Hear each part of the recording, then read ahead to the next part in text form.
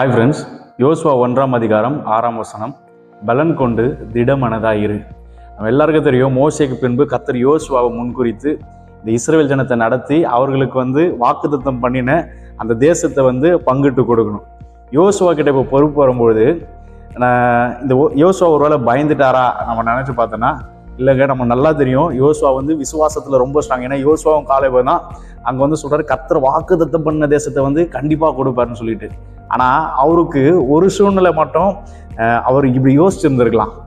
இந்த ஜனம் என் சீனியர் பாஸ்டரே ஒரு வழி பண்ணிச்சு, எனக்கு பண்ணுறதுக்கு எவ்வளோ நேரம் ஆகுன்னு சொல்லிட்டு அவர் சில காரியத்தை குறித்து யோசித்து மனம் தளர்ந்துருக்கலாம். இதை பண்ணலாமா வேணாமான்னு யோசிச்சுருந்துருக்கலாம்.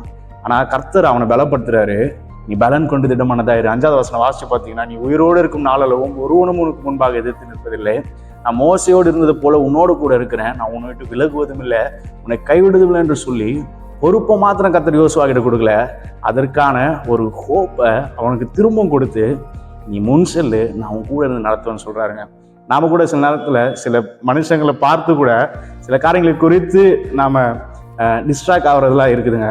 ஆனால் இந்த யோசுவாவுக்கு உதவி செய்தவர் இந்த நாளில் நமக்கு சொல்கிறார், நான் மோசேக்கு உதவி செஞ்சேன், நான் அநேக ஜனங்களுக்கு உதவி செஞ்சேன், அவர்களுக்கு உதவி செய்து நான் உனக்கும் உதவி செய்ய வல்லவராக இருக்கிறேன் என்று சொல்லி திங்கட்கிழமை காலை வேளையில் எடுத்து செய்கிற காரியங்களில் மற்றவர்களை பார்த்து ஒரு வேளை நீங்கள் இரிட்டேட் ஆனீங்கன்னா கூட கொஞ்சம் கர்த்தரை நோக்கி பார்த்து என்னோட அவர் இருக்கிறார், நான் பலன் கொண்டு திட்டமாக இருப்பேன் என்று சொல்லி முன் சொல்லுங்கள். கர்த்தர் உங்களை ஆசீர்வதிப்பார். God bless you. ஆமென்.